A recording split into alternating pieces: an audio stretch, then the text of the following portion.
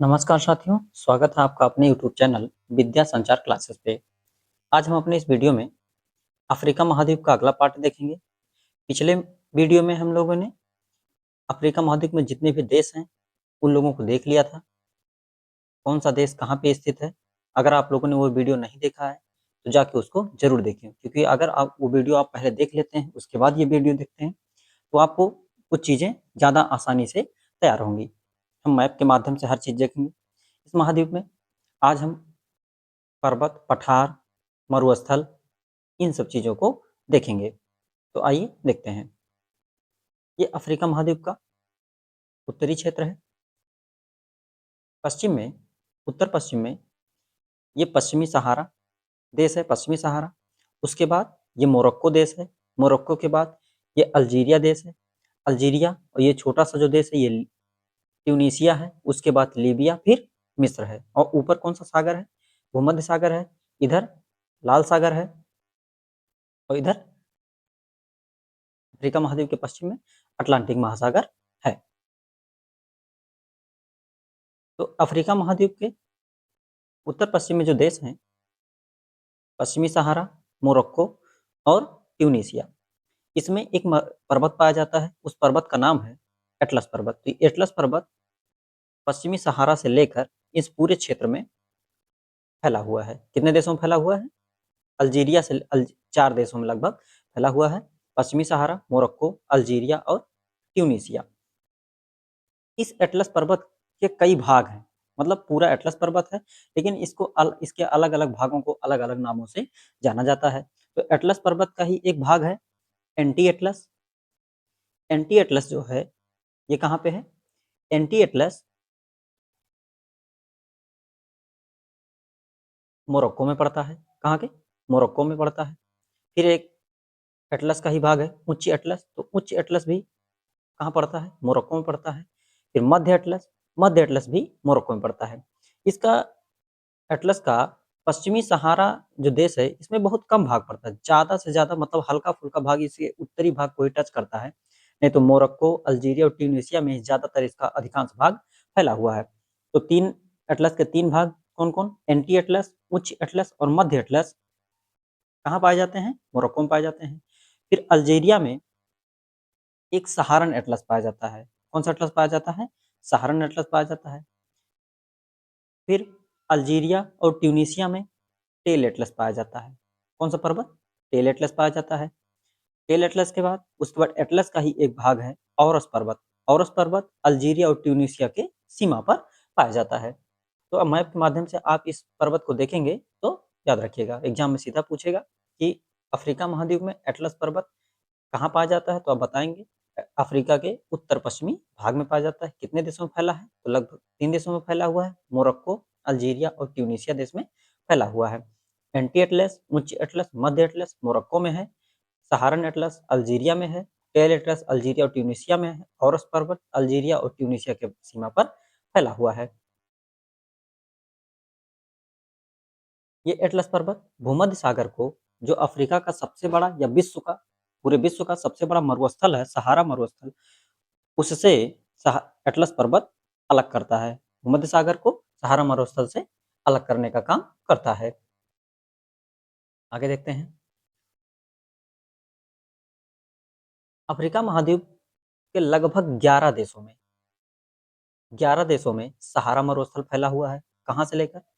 इन पूरे क्षेत्र में, इस पूरे क्षेत्र में कौन सा मरुस्थल फैला हुआ है? सहारा मरुस्थल। सहारा मरुस्थल फैला हुआ है। ये दुनिया का सबसे बड़ा गर्म और शुष्क मरुस्थल है। सहारा मरुस्थल में ही लगभग कितने देशों में फैला हुआ है? 11 देशों में सहारा मरुस्थल फैला हुआ है। कौन-कौन सा हो गया? पश्चिमी सहारा, मोरक्को, अल्जीरिया, लीबिया, मिस्र, फिर इधर हो गया सूडान, इधर ये देश जो है चाड है, चाड, उसके बाद नाइजर, नाइजर के पश्चिम में फिर है माली, माली के पश्चिम में क्या है? मॉरिटानिया। इतने देशों में सहारा मरुस्थल फैला हुआ है। सहारा मरुस्थल का भाग है चेच मरुस्थल। तो चेच मरुस्थल कौन-कौन से देश में फैला हुआ है? ये देश है माली। ये देश है माली। अगर पिछला वीडियो आप लोग देखेंगे तो उसमें पता चल जाएगा कौन सा देश कहाँ पे है। इसमें हम लोगों ने देश का नाम नहीं लिखा है, लेकिन हम बता रहे हैं, अगर आप पेपर और पेन लेके बैठेंगे तो जरूर लिख लीजिएगा। इसमें देखिए माली, ये देश माली है और इधर अल्जीरिया है, तो चच मरुस्थल अल्जीरिया और माली की सीमा पर स्थित है। फिर आता है टोटेमैट का पठार। टोटेमैट का पठार जो है ये दक्षिण अल्जीरिया में फैला हुआ है। तो टोटेमैट का जो पठार है ये पूरी तरह अल्जीरिया में है, ये भी सहारा मरुस्थल में ही स्थित है। फिर टोटेमैट के पठार के दक्षिण में अहगार पर्वत या हुगार पर्वत, दोनों एक ही नाम है। अहगार या हुगार, दोनों पर्वत, दोनों एक ही नाम है, अहगार हुगार। ये पर्वत भी दक्षिणी अल्जीरिया में स्थित है। उसके बाद हम आ जाते हैं नाइजर देश में। तो ये नाइजर देश है। नाइजर देश नाइजर देश में, नाइजर देश के उत्तर में एयर का पठार है। कौन सा पठार है? एयर का पठार है।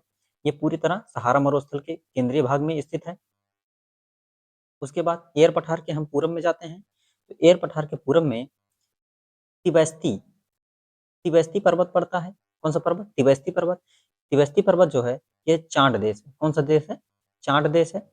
चांड देश के उत्तर में और लीबिया के दक्षिण में तिबैस्ती पर्वत है, मतलब दोनों की सीमा पर यह पर्वत स्थित है। इसकी ऊंची चोटी जो है एमी कोसी, इसकी सबसे ऊंची चोटी एमी कोसी है, जिसकी ऊंचाई है 3415 मीटर।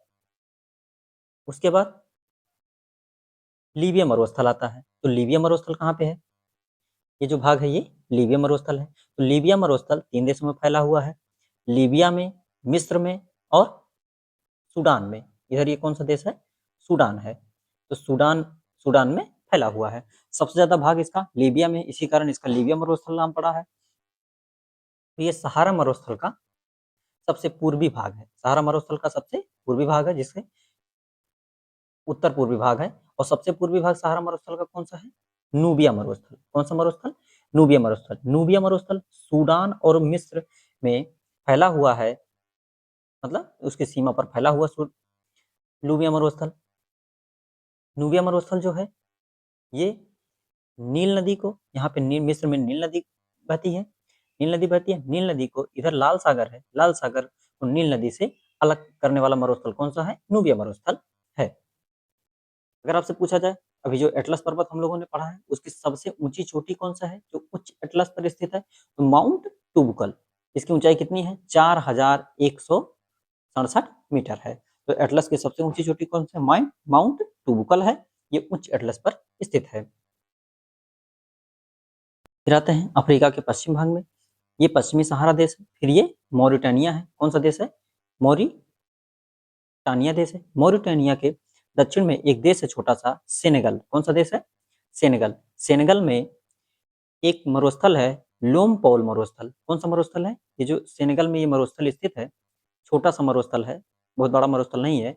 लोमपौल मरुस्थल ये अपनी नारंगी रेत के कारण ज्यादा मशहूर है, मतलब अपनी नारंगी रेत के कारण ही इस मरुस्थल का ज्यादा नाम रहता है। फिर आगे चलते हैं।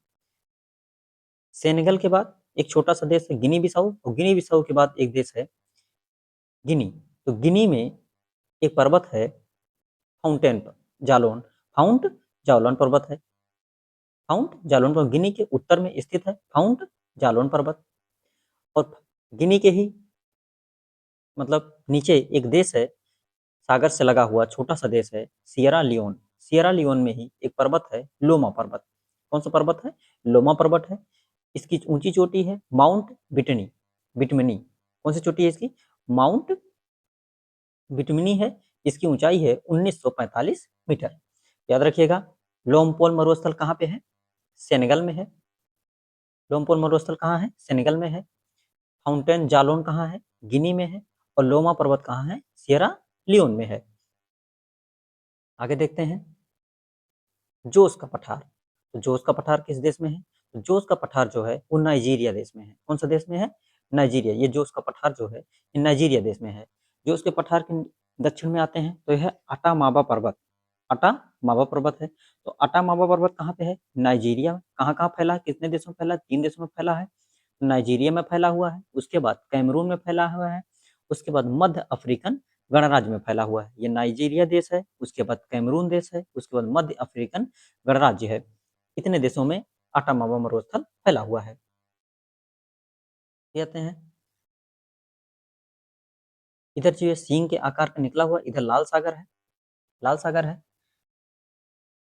तो ये जो निकला हुआ भाग है, इसको ये सोमालिया देश में निकला हुआ है। ये देश जो है ये सोमालिया है, तो इसको सोमालिया प्रायद्वीप कहते हैं, सोमाली प्रायद्वीप कहते हैं।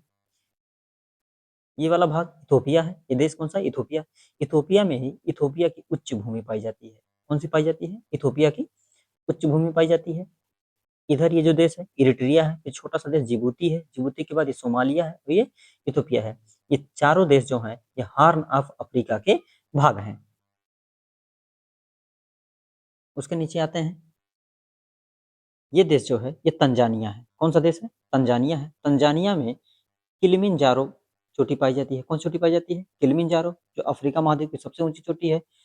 5,895 मीटर इसकी ऊंचाई है। फिर आते हैं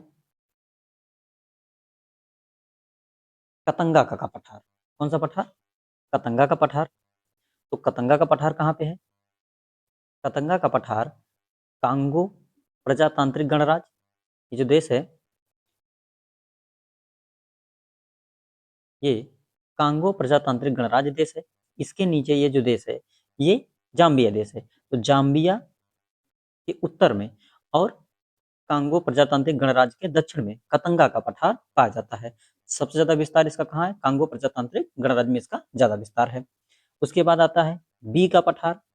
तो बी का पठार किस देश में है? अंगोला देश में है। किस देश में है? अंगोला देश में बी का पठार है। और अंगोला ही देश में हुइला का भी पठार स्थित है। ये देश जो है ये अंगोला है। अंगोला देश में बी का पठार है और हुइला का पठार है।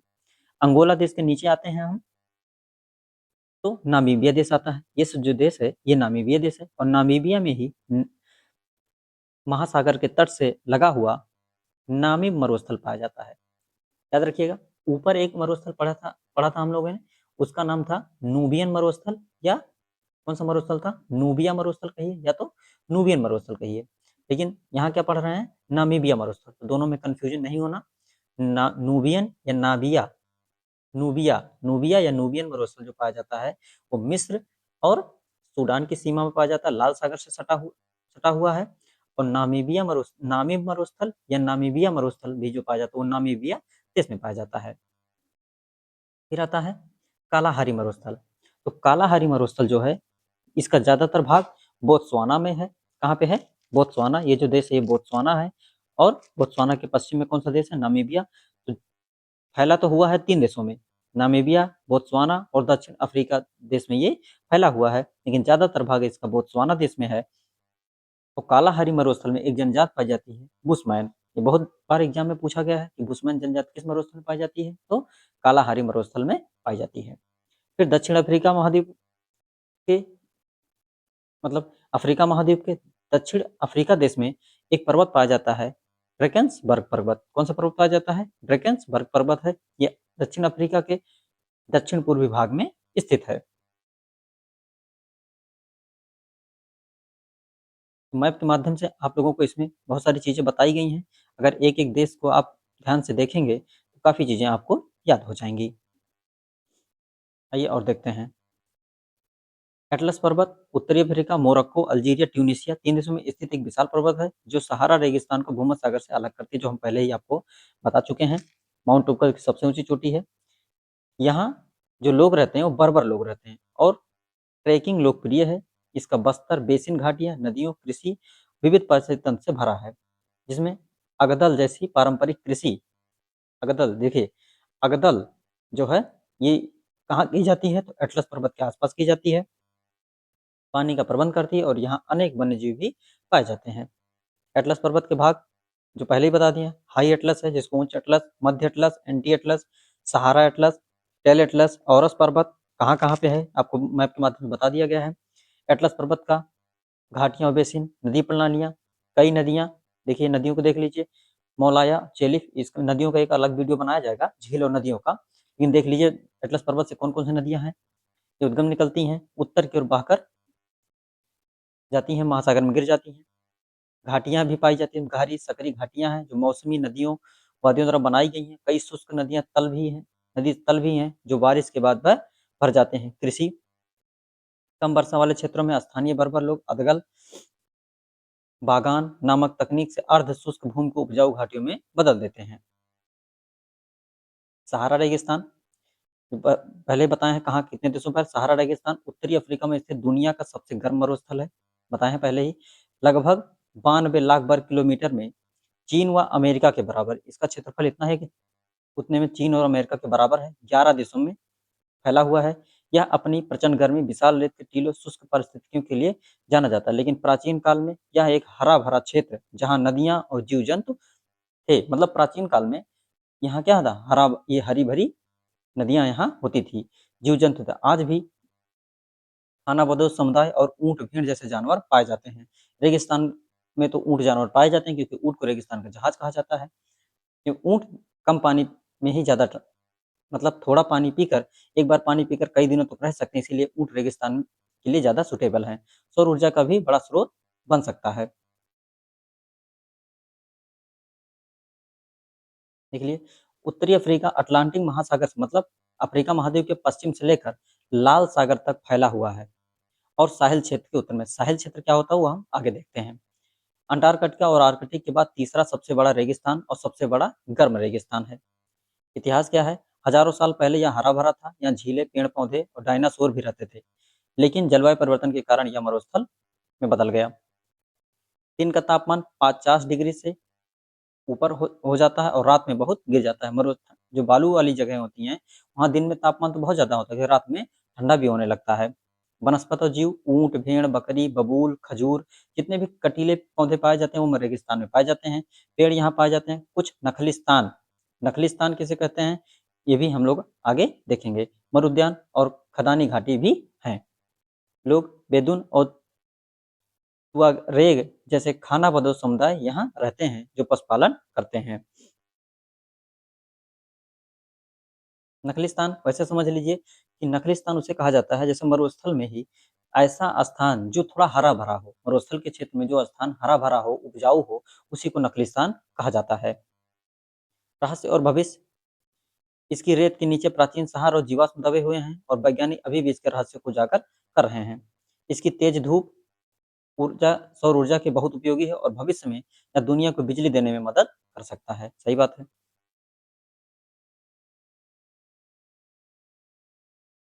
सहारा रेगिस्तान का हर साल बड़ा विस्तार हो रहा है। यह हर साल लगभग 10% बढ़ रहा है, दक्षिण की ओर फैल रहा है। इसकी केवल 20% जमीन रेत के टीलों से ढकी है, बाकी चट्टानी पठार है।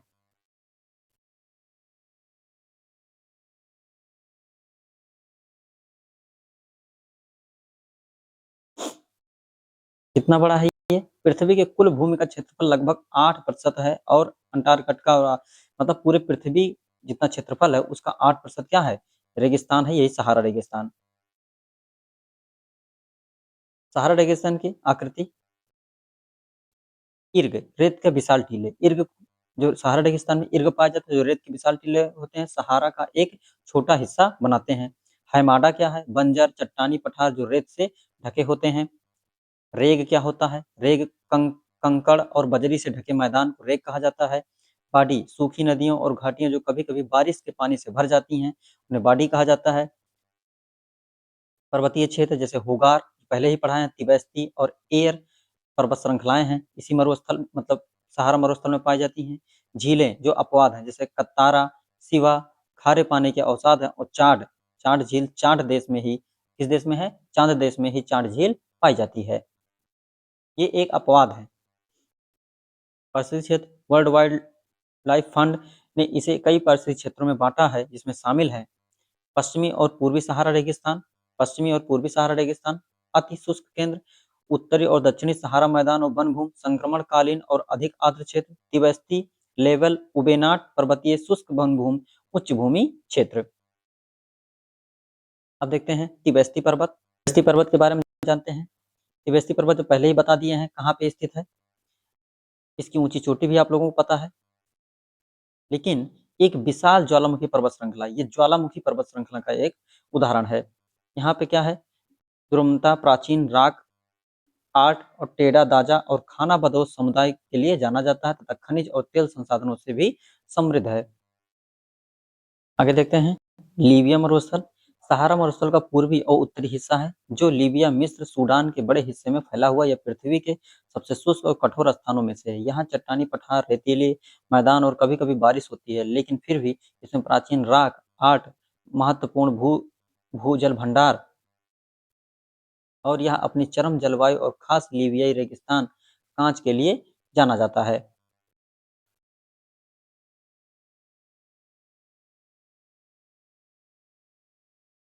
इसमें चट्टानी पठार जैसे लाल पठार, पठार, रेतीले टीले और सूखी घाटियां शामिल हैं। जलवायु क्या है? बेहद गर्म, शुष्क, कठोर। यहाँ दिन में तापमान 50 डिग्री तक पहुंच जाता है और रात में पाला भी पड़ सकता है।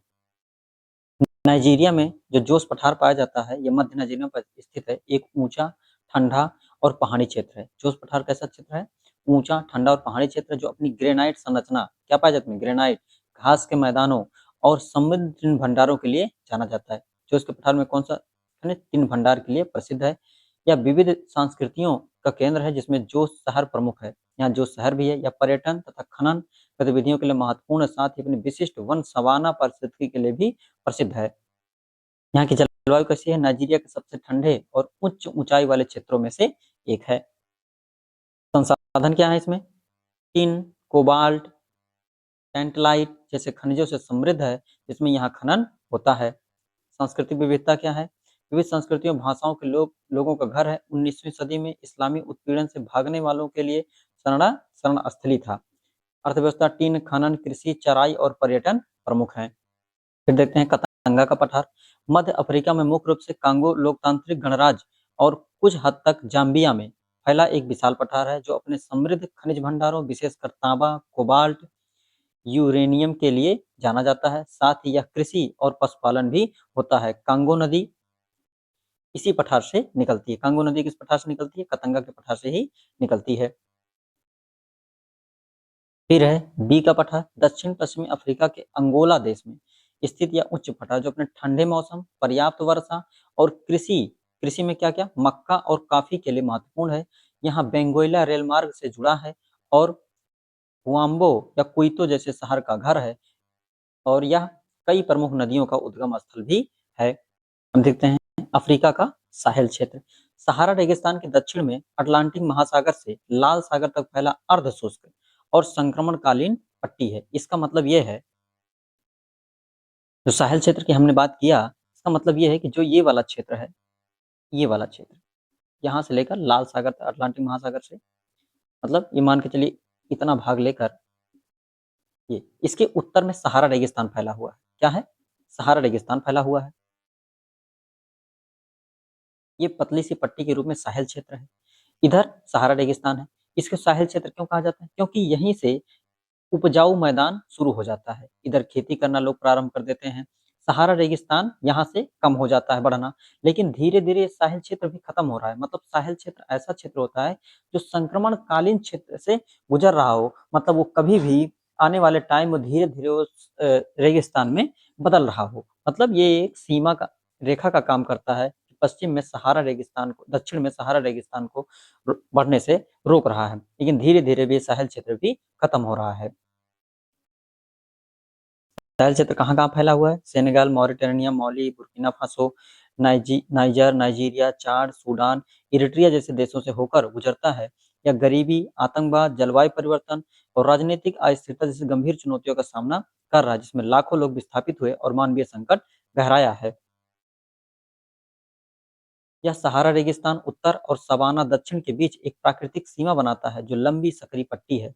पश्चिम में अटलांटिक महासागर से पूर्व में लाल सागर तक 3,862 किलोमीटर लंबा क्षेत्र है। जलवायु क्या है? यहाँ की जलवायु गर्म, अर्धशुष्क, जिसमें सूखे, मरुस्थलीकरण और बाढ़ का खतरा रहता है। शामिल देश जो पहले ही बता चुके हैं हम। चुनौतियाँ क्या हैं? आतंकवाद, अस्थिरता है, गरीबी, भुखमरी है, जलवायु परिवर्तन से ये लोग जूझते हैं, मानवीय संकट भी है।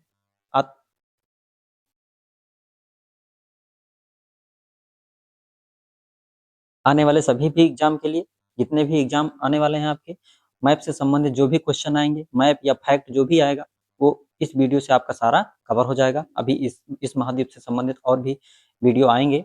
अगर आप लोगों ने पिछला लेक्चर नहीं देखा तो उसको जरूर देखिए, और इसको भी, इस वीडियो को भी आप लोग पूरा देखिए और चैनल को सब्सक्राइब कर लीजिए। अगर आप लोगों ने अभी तक चैनल को सब्सक्राइब नहीं किया है, तो सब्सक्राइब कर दीजिए। अपने दोस्तों के साथ भी शेयर करिए, उनको बताइए मैप से संबंधित जो भी जानकारी हो उसमें पूरी बताई जाएगी। अगर आप इस वीडियो को देखेंगे तो मान के चलिए ज्योग्राफी में जो भी मैप से संबंधित जितने भी सेशन होंगे या क्वेश्चन आएँगे आपके, वो सब आपके हल हो जाएँगे। तो आशा करता हूँ वीडियो आप लोगों को पसंद आई होगी। चैनल पे नए हैं, लाइक कर दीजिए, सब्सक्राइब कर दीजिए, शेयर कर दीजिए। धन्यवाद।